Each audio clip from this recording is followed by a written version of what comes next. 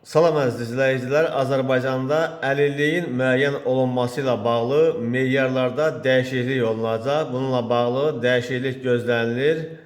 Bilirsiniz ki, əlilliyin müəyyən olunması ilə bağlı yeni meyarlar bir neçə ildir tətbiq olunur. Əvvəlki 413 Nazirlər Kabinetinin 413 nömrəli qərarı var idi 2015-ci ildə, sonradan 2022-ci ildə 187 nömrəli qərar oldu və 2022-ci il iyul ayının 1-dən həmin qərar tətbiq olunub və hazırda icradadır.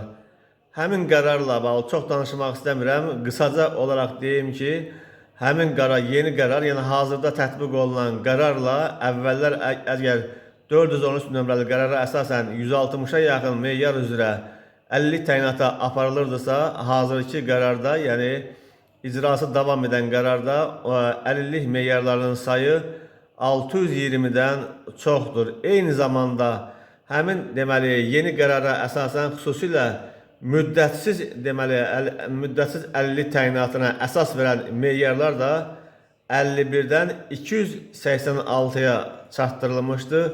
Meyarlar da siz bilirsiniz 31-60%.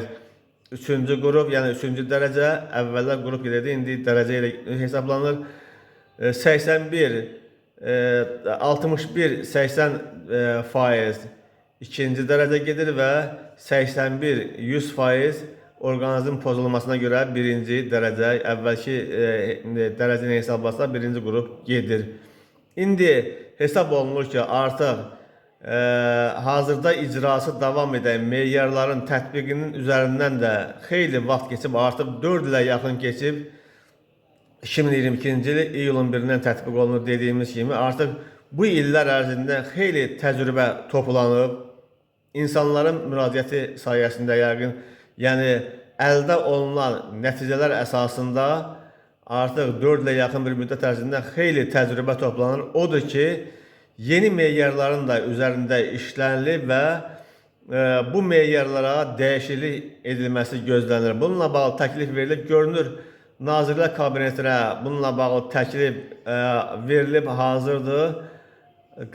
Yeni qərarın nə vaxt veriləcəyi məlum deyil amma ümumi məlumat bundan ibarətdir ki, bu yeni qərar olacaq, gözlənilən yeni qərar insanların xeyrinə olacaq, yəni əlillik təyinatı almaq istəyən insanların xeyrinə olacaq.